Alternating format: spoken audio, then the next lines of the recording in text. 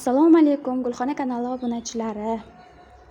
Hozir sizlarga o'zim parvarishlayotgan Zamekulks guli haqida biroz ma'lumot berib o'taman.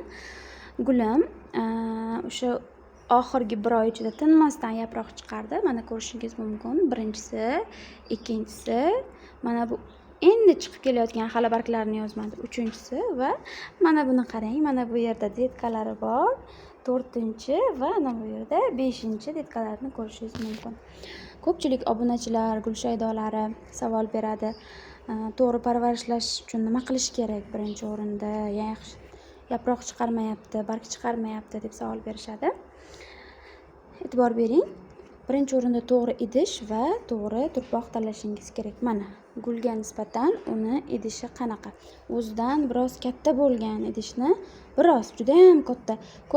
Ko'pchilik juda ham katta birdaniga idishga ekib yuboradi. Yo'q, juda ham katta idishga ekkanimizda gul o'zini yaxshi his qilmaydi.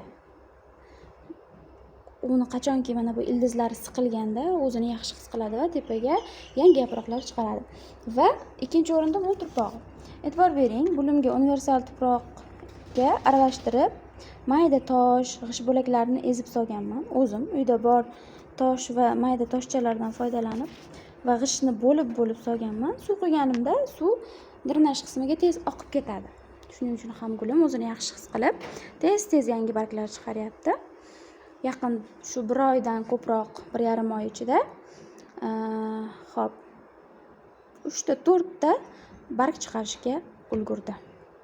Mana ko'rishingiz mumkin. Agar gul bo'yicha qandaydir savollaringiz bo'lsa, bemalol kommentariyada yozib qoldirishingiz mumkin. Keyingi videolarda Xudo xohlasa qanday ko'paytirish haqida o'zim ko'paytirgan usullarda sizga o'rgataman.